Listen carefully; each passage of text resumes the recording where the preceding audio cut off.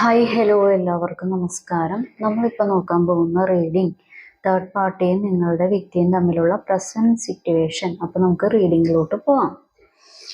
നിങ്ങളുടെ വ്യക്തിയും തമ്മിലുള്ള പ്രസന്റ് സിറ്റുവേഷൻ.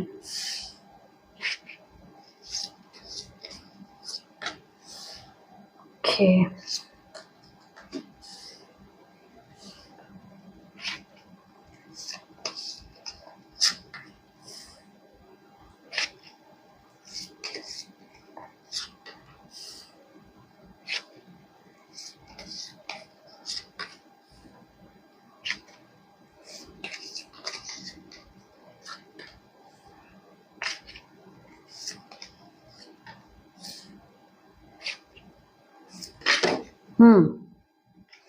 ഓ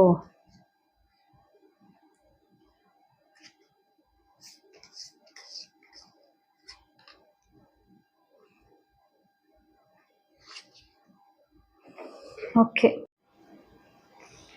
അതായത് നിങ്ങളുടെ വ്യക്തിനെ പൂർണ്ണമായിട്ടും ഒരു സ്റ്റക്കാക്കി നിർത്തുക, സ്റ്റക്ക് എനർജിയിലാക്കി നിർത്തുക. നിങ്ങളുടെ വ്യക്തി അവിടെ നിൽക്കാനും ഇഷ്ടപ്പെടുന്നു, ആ സ്റ്റക്നെസ് വളരെയധികം ഇഷ്ടപ്പെടുന്നു. നമ്മളിപ്പോൾ ഒരു ഞെരുക്കം നമ്മൾ ഇഷ്ടപ്പെടാൻ ആഗ്രഹിക്കുന്നില്ലല്ലോ, പക്ഷെ നിങ്ങളുടെ വ്യക്തി ആ ഞെരുക്കം ഇഷ്ടപ്പെടാൻ ആഗ്രഹിക്കുന്നുണ്ട്. ഇങ്ങനെ ഞെരുങ്ങിയാലും കുഴപ്പമില്ല, എനിക്ക് അവർ പറയുന്നത് കേൾക്കാൻ ഇത്തിരി താല്പര്യമുണ്ട്, അല്ലെങ്കിൽ അവരുടെ പ്രീതി, അവരുടെ സംസാരം, അവരുടെ ഇഷ്ടം നേടിയെടുക്കാൻ വേണ്ടി ഞാൻ ഈ ഞെരുക്കം അനുഭവിക്കാൻ റെഡിയാണ് എന്നുള്ള രീതിയിൽ സ്വന്തമായിട്ട് ഏറ്റുമേടിച്ച് ഞെരുക്കം അനുഭവിക്കുകയാണ്. കാരണം സ്റ്റക്നെസ് കൊടുക്കുന്നുണ്ട് തേർഡ് പാർട്ടി.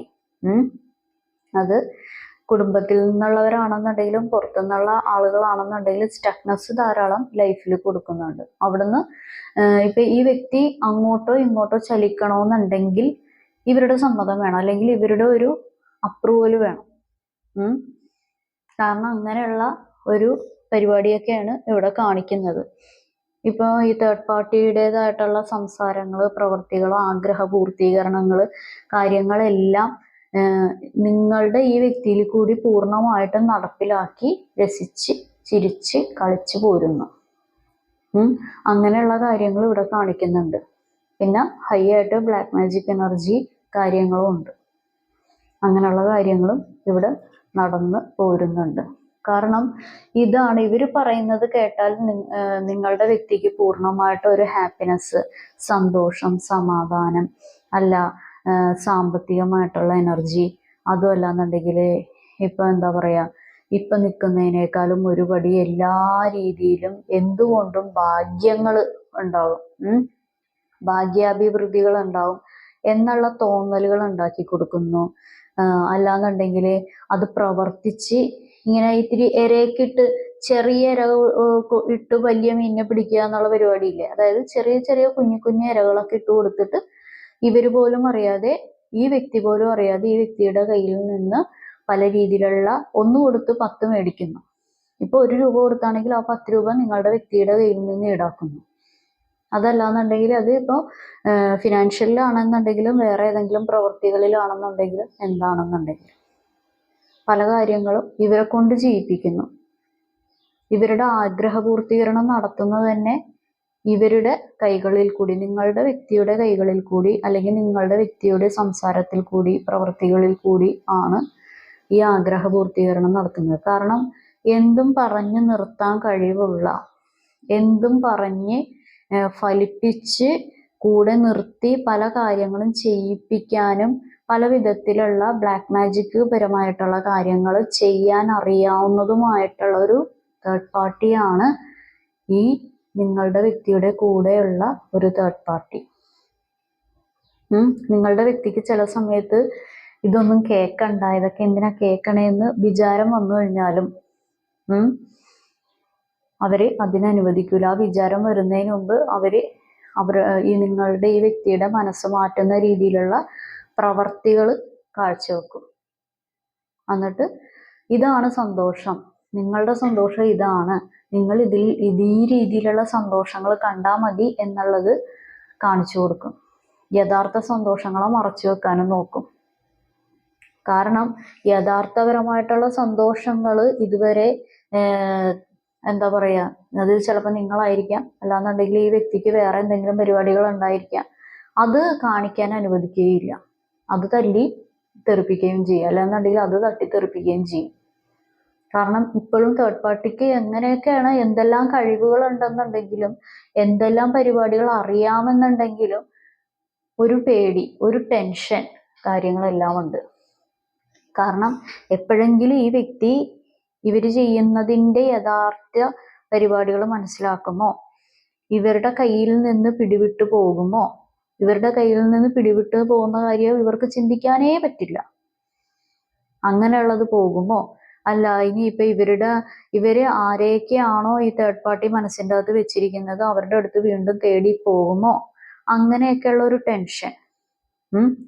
ഇത് എൻ്റെ ആയി പോവോ, എൻ്റെ അടുത്ത് നിന്ന് പിടിവിടുവോ, ഞാൻ എന്താണ് ഇത് പിടിവിടാതിരിക്കാൻ ഞാൻ എന്തൊക്കെയാണ് കൂടുതൽ ചെയ്യേണ്ടത്, ഞാൻ എന്തൊക്കെ ആണ് ചെയ്തു കൊടുക്കേണ്ടത്, എന്തൊക്കെ പറഞ്ഞാൽ നിർത്താൻ പറ്റും എന്നും പറഞ്ഞ് മാക്സിമം ഇവര് ഈ ലോകത്തിലെ ഏറ്റവും നല്ല ആളുകളായിട്ട് ഇവര് സ്വന്തമായിട്ട് പറയുകയും ചെയ്യുന്നു നിങ്ങളുടെ വ്യക്തിയോട്.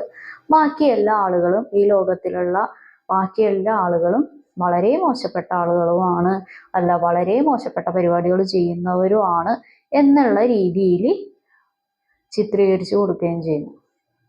പിന്നെ ഈ തേർഡ് പാർട്ടിക്ക് കുറച്ച് കൂട്ടാളികളുണ്ട്, അവരൊക്കെ നല്ലവരാണ്. നിങ്ങളുടെ വ്യക്തിയോട് അങ്ങനെയാണ് പറയുന്നത്. അവരുടേതായിട്ടുള്ള ആ ഒരു സർക്കിൾ ഉണ്ടാവുമല്ലോ, ആ ഒരു സർക്കിളായിട്ടുള്ള ആളുകൾ വളരെ വളരെ സ്വഭാവ സവിശേഷതകളുള്ളവരും വളരെയധികം എന്താ പറയുക, ഈ മഹാത്മാ ആയിട്ടുള്ള ആളുകളും എന്നൊക്കെ സ്വയം വിശേഷിപ്പിക്കുന്ന കുറച്ച് കൂട്ടാളികളും ഉണ്ട്. ബാക്കി എല്ലാ ആളുകളും തനി ബുദ്ധിമുട്ട് നടത്തുന്ന ആളുകളെ ഉണ്ടാവുള്ളൂ. അവരുടെ അടുത്ത് പോയി കഴിഞ്ഞിട്ടുണ്ടെങ്കിൽ നിങ്ങൾക്ക് അങ്ങനെ ഉണ്ടാവും, ഇങ്ങനെ ഉണ്ടാവും, അവർ നിങ്ങൾക്ക് വേണ്ടി നിങ്ങൾക്ക് എതിരായിട്ടാണ് പ്രവർത്തിക്കുന്നത്. അവരുടെ കൂടെ കൂടി കഴിഞ്ഞിട്ടുണ്ടെങ്കിൽ നിങ്ങൾ, അതായത് നിങ്ങളുടെ വ്യക്തിയോട് പറയുന്ന കാര്യങ്ങളാണ്, നിങ്ങൾ അങ്ങനെയായി തീരും, ഇങ്ങനെയായി തീരും, മറ്റതായി തീരും, മറിച്ചതായി തീരും. അപ്പൊ ഇതൊക്കെ ഇത്രയും പറഞ്ഞു കൊടുക്കുന്നുണ്ടെങ്കിലും ഓക്കെ, അവർ പറഞ്ഞു കൊടുക്കുന്നു, എല്ലാ കാര്യങ്ങളും പറഞ്ഞു കൊടുക്കുന്നു. ഇത് എന്താണ് ഏതാണെന്ന് അവനവനൊരു സ്വയം ബോധയില്ലേ? നല്ലതാണോ ചീത്തയാണോ എന്ന് കേൾക്കാൻ അവനവനൊരു ബോധം ഉണ്ടാവുമല്ലോ. ഞാൻ എത്രത്തോളം ഒരു വ്യക്തിയുടെ കേൾക്കണം, എത്രത്തോളം ഒരു വ്യക്തിയുടെ കേൾക്കേണ്ട കാര്യമില്ല. ആ ചെവി കൂടി കേട്ട് ഈ ചെവി കൂടി കളയാം, അല്ലാതെ ഇത് സ്റ്റക്ക് ചെയ്ത് എല്ലാം അപ്പാടെ വിഴുങ്ങി അവിടെ തന്നെ ഇങ്ങനെ നിൽക്കുവാണ്. ഓക്കെ, നമുക്ക് എന്താണെന്ന് നോക്കാം. കാരണം അതിൻ്റെ അകത്തൊക്കെ ഒരു ഹാപ്പിനെസ് കണ്ടെത്തുക.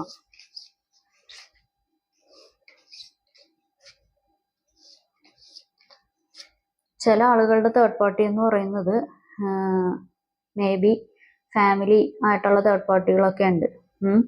അങ്ങനെയുള്ള ആളുകൾ നിങ്ങളുടെ വ്യക്തിനെ മറ്റുള്ള ഒന്നല്ലെങ്കിൽ വേറൊരു കല്യാണം കഴിക്കാനായിട്ട് നിർബന്ധിക്കുക, അതല്ലെങ്കിൽ വേറൊരു റിലേഷൻഷിപ്പ് ആയിരിക്കും നല്ലത്, അങ്ങനെയുള്ള കാര്യങ്ങളൊക്കെ നിർബന്ധിക്കുക. ഒരു കമ്പയർ ചെയ്യുക, മറ്റുള്ള ആളുകളായിട്ടും കമ്പയർ ചെയ്ത് നിങ്ങളുടേതായിട്ടുള്ള ചീത്ത കാര്യങ്ങളത് പോയിന്റ് ആയിട്ട് പറഞ്ഞു മനസ്സിലാക്കി കൊടുക്കുന്നു. ഇത് അല്ല, അതിൻ്റെ അപ്പുറത്ത് വേറെ സെലക്ട് ചെയ്ത് കഴിഞ്ഞാൽ നിങ്ങൾക്ക് നല്ല നല്ല നല്ല നല്ല കാര്യങ്ങളൊക്കെ ഉണ്ടാവും എന്നൊക്കെ പറഞ്ഞ് ഇങ്ങനെ മനസ്സിലാക്കി കൊടുക്കുന്ന ഒരു ഏർപ്പാട് കാണുന്നുണ്ട്. അത് ഫാമിലിയിലുള്ള ആളുകളും കാണിക്കുന്നുണ്ട്, പുറത്തുനിന്നുള്ള കുറച്ച് ഫ്രണ്ട്സ് ആയിട്ടുള്ള ആളുകളും ഇങ്ങനെയുള്ള പരിപാടികൾ പറഞ്ഞു കൊടുക്കുന്നുണ്ട്. ഓക്കെ,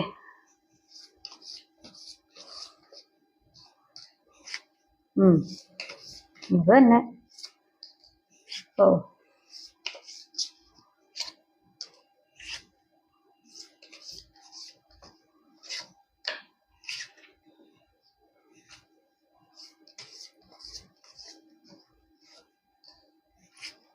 ഓ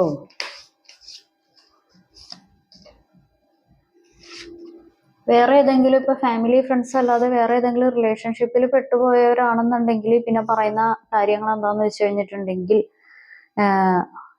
നിങ്ങളുടെ വ്യക്തിക്ക് നല്ല നല്ല കാര്യങ്ങൾ ഓഫറാണ്. ഇതെന്താ കല്യാൺ സിൽക്സിന്റെ ആഡി സെയില ഓഫർ ചെയ്യാൻ പല വിധത്തിലുള്ള ഓഫർ അങ്ങോട്ട് കൊടുക്കുവാണ്. അങ്ങനെ ചെയ്താൽ ഇങ്ങനെ തരാം, നിങ്ങൾ ഇപ്പൊ നിൽക്കുന്ന ബന്ധത്തിനേക്കാളും കൂടുതൽ നിങ്ങൾക്ക് ഞാൻ ഇന്ന കാര്യങ്ങളൊക്കെ ഞാൻ തരും തരും തരും തരും ലാസ്റ്റ് തേങ്ങ തരും. അതാണ് ഉണ്ടാകാൻ പോകുന്നത്. ഈ തരും തരും തരും എന്ന് പറഞ്ഞുള്ള ഓഫറിങ്ങിൽ കൂടി പല കാര്യങ്ങളും ഇദ്ദേഹത്തിന്റെ അല്ലെങ്കിൽ ഈ മഹതിയുടെ കയ്യിൽ നിന്നും പല കാര്യങ്ങളും ഇങ്ങനെ ചൂണ്ടി ചൂണ്ടി ചൂണ്ടി എടുക്കുന്നുമുണ്ട്. അത് അവരുടെ ഒരു മിടുക്ക്. മനസ്സിലായോ? കാരണം അങ്ങനത്തെ ഒരു എനർജി ഇവിടെ കാണിക്കുന്നുണ്ട്. നിങ്ങൾ എൻ്റെ കൂടെ വന്നു കഴിഞ്ഞാൽ, എൻ്റെ കൂടെ ബന്ധത്തിൽ നിന്ന് കഴിഞ്ഞാൽ കുറച്ചും കൂടി നല്ല രീതിയിൽ നിങ്ങൾക്ക് കെയറിങ് ഞാൻ തരാം, സാമ്പത്തികം ഞാൻ തരാം, നിങ്ങളെ അവിടെ കൊണ്ടുപോകാം, ഇവിടെ കൊണ്ടുപോകാം. അല്ലാന്നുണ്ടെങ്കിൽ നിങ്ങളെ വേറെ ഏതെങ്കിലും സിറ്റുവേഷനിൽ നിങ്ങളെ ഇപ്പം അനുഭവിക്കുന്നതിനേക്കാളും വലിയ വലിയ കാര്യങ്ങളൊക്കെ ഞാൻ കാണിച്ചു തരാം. വലിയ വലിയ സന്തോഷങ്ങളും സമാധാനങ്ങളും എന്നെ കൊണ്ട് കിട്ടും. അത് നിങ്ങൾ എന്താണോ ആഗ്രഹിക്കുന്നത് അതെല്ലാം ഞാൻ തരും. അങ്ങനെയൊക്കെയുള്ള ഓഫറിങ്ങിൽ വീഴ്ത്തുവാണ്. വീഴാൻ നിൽക്കുന്നവർ വീഴും, അത് ഒന്നാമത്തെ കാര്യം. പിന്നെ രണ്ടാമത്തെ കാര്യം എന്താണെന്ന് വെച്ച് കഴിഞ്ഞിട്ടുണ്ടെങ്കിൽ അങ്ങനെ വീഴ്ത്തി കഴിഞ്ഞിട്ടുണ്ടെങ്കിൽ ഈ വീഴ്ത്തുന്നതോടൊപ്പം ആക്ച്വലി നിങ്ങളുടെ വ്യക്തിയുടെ കയ്യിൽ നിന്നാണ് പല കാര്യങ്ങളും അടിച്ചു മാറ്റിക്കൊണ്ട് പോവുകയും ചെയ്യുന്നത്. അതാണ് ഞാൻ നേരത്തെ മെൻഷൻ ചെയ്തത്. ഇവരുടെയൊക്കെ വാക്കുകൾ കേട്ടോ ഒന്നുമില്ല എന്നുണ്ടെങ്കിൽ നിങ്ങളുമായിട്ട് ഈ വ്യക്തി വഴക്കോ പ്രശ്നങ്ങളോ പരിഭവങ്ങളോ മാനസിക അകൽച്ചയോ മെന്റലി ഉള്ള ബുദ്ധിമുട്ടുകളോ കാണിക്കുന്നുണ്ടാകാം. അതല്ലാന്നുണ്ടെങ്കിൽ നിങ്ങൾ എന്തെങ്കിലും ചോദ്യം ചെയ്യുമ്പോൾ സംശയരോഗമാണെന്ന് പറയുന്നുണ്ടാകാം. അതല്ലാന്നുണ്ടെങ്കിൽ നിങ്ങൾക്ക് ആണ് കുഴപ്പം, ഈ പറയുന്ന വ്യക്തികൾക്ക് ആർക്കും കുഴപ്പമില്ല എന്നും നിങ്ങളോട് ചൂണ്ടിക്കാണിക്കുന്നുണ്ടാകാം. ഇവരൊക്കെ എല്ലാം പെർഫെക്റ്റ് ആണ്, നിങ്ങൾക്കാണ് ആക്ച്വലി പ്രശ്നം എന്നും ഈ വ്യക്തി നിങ്ങളുടെ അടുത്ത് ശഠിക്കുന്നുണ്ടാകും. കാരണം മാക്സിമം ഇതെല്ലാം കേട്ട് നിങ്ങളോട് വഴക്കുണ്ടാക്കാനും പ്രശ്നങ്ങൾ ഉണ്ടാക്കാനും നിങ്ങളുടെ ഈ വ്യക്തി ശ്രമിക്കുന്നുണ്ട്. നിങ്ങൾ തമ്മിലുള്ള പ്രശ്നങ്ങൾ വഴക്കുണ്ടാക്കലുകളാണ് പുറത്തുള്ള വ്യക്തികൾക്കും ഇപ്പം ഈ പറയുന്ന തേർഡ് പാർട്ടിക്ക് ഒരു സന്തോഷവും സമാധാനവും കൂടുതൽ നൽകുന്നത്.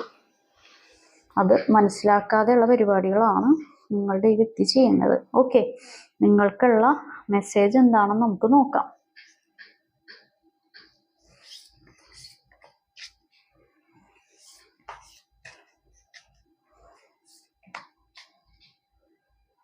Energy work. Clean your space.